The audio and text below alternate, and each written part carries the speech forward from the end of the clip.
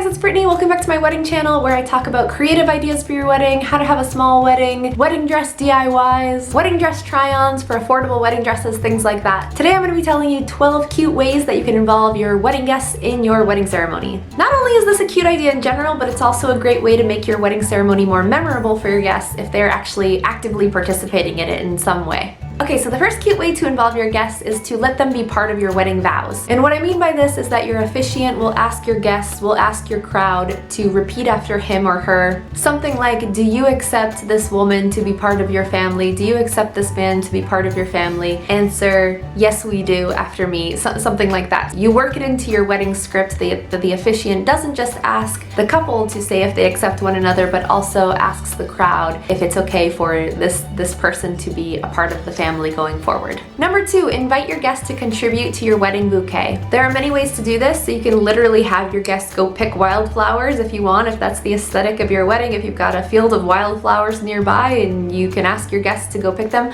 I have a friend who actually did this at a camping wedding. Or have a single rose or a single flower on the chair of each guest before they come into your wedding. And then at some point, either before or after the ceremony, each guest can walk by you or walk by the altar or whatever you want to call it at the front of the ceremony and place their flowers down or hand them to you directly. It also gives you an opportunity to be face to face with each of your guests if that's important to you. And they all feel like they have contributed to creating your wedding bouquet. Number 3 is really cute. Maybe you've heard of this. It's a ring warming ceremony. For this, the officiant puts your 2 rings in a box of some kind and passes the rings around to each of your guests. So each guest gets the rings at some point and thinks good thoughts or puts good wishes into your rings and then passes them along to the next person, and then they arrive back to you, the couple, and your rings have been blessed, or whatever you want to call it, by each of your guests. Number 4 is a little weird. This is to do Mad Lib vows. I've only seen this I've never seen it in person. I've just heard of it on various blogs. I think the way that this works, correct me if I'm wrong if you've done Mad Lib wedding vows before, is that you send out your wedding vows beforehand with some blanks, and it works just like Mad Libs. If you're not sure what these are, it's like there's blanks in the sentence asking for a verb or a noun. You have to have some creative wedding guests if you want to use this one. And essentially your wedding guests fill in those blanks with whatever kind of funny words they want to put in there. From what I've read, this ends up being pretty hilarious when the vows are finally read out loud. Number 5, do a wishing stone ceremony. This is when each guest gets a stone, so you can either have a little pebble or stone at each guest's chair when they walk in, or they can bring their own stone, or you can have stones on the ground that they just pick up. And at some point during the ceremony, your officiant asks everybody to hold their stone, again to say some kind of good little wish or prayer if you're religious, whatever it might be, to hold that stone and to think about the couple and wish them well for the future. And then the next part is up to you. You can either have your guests all come up to the front in sort of rows and drop their stones into a basket and then keep that basket forever, or you can have all of your guests after the ceremony chuck their rocks or their stones into a stream if that's a possibility where your wedding's going to be. The 6th idea on this list is sort of borrowed from concerts, and that's right before you kiss, the officiant asks all of your guests to take out their phones and put their lights on, asking them to light the way into your future, and then you kiss with everybody sort of like putting spotlights on you from their phones. Number 7 is to do the same thing but with candles or lighters, and you would have to provide those at every chair, or at the front every guest grabs a candle as they walk in. This could be a fire hazard, so check with your venue before you just go and do this. The phone idea might be safer. Number 8 is for literary people or people who love words. Before your wedding, ask your guests to submit a poem that they love and then display all the poems either in frames or on a string clipped,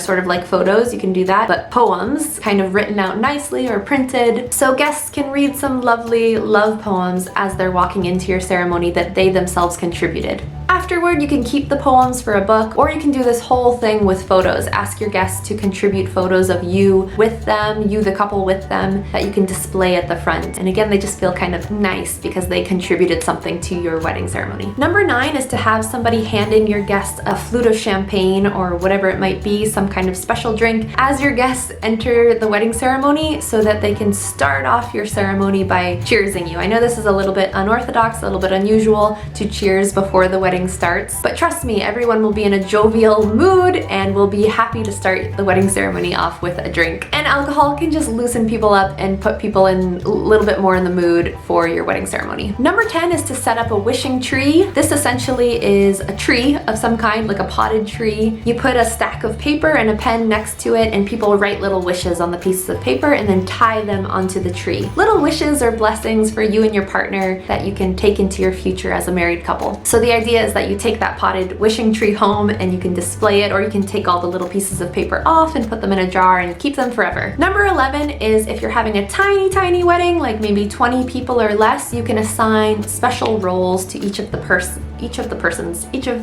people in your wedding, so that some of them are greeters, they're guests, but they're also greeters, they're guests, but they're also readers. They're helping you in some significant way on your wedding day. Trust me, a lot of people want to help you. They want to be involved on your wedding day, so don't be afraid to ask if you're especially if you're having a very small guest count. You can just have everybody sort of pitching in and helping with a special assigned role on your wedding day. Finally, maybe my favorite one, I know I've talked about this on my channel before, and this is to seat your guests differently. So instead of seating them in the traditional rows, seat your guests in a semicircle around you. So you're kind of like here, you the couple, and your guests are seated in a semicircle around you. Or you're in the middle and your guests are in a complete full circle surrounding you, and you just kind of have to rotate maybe a little bit in your ceremony so one side isn't always getting your back. And the reason this makes your guests feel more involved is because there's something special about a circle. People can look into each other's eyes across the way. They can see you sort of 360. There's something just really powerful and intimate about a circle, in my opinion. If you haven't considered this and it's logistically possible with your venue, consider seating your guests in a circle or semicircle. All right guys, those are my 12 tips. I hope they help you out, and I will see you next week.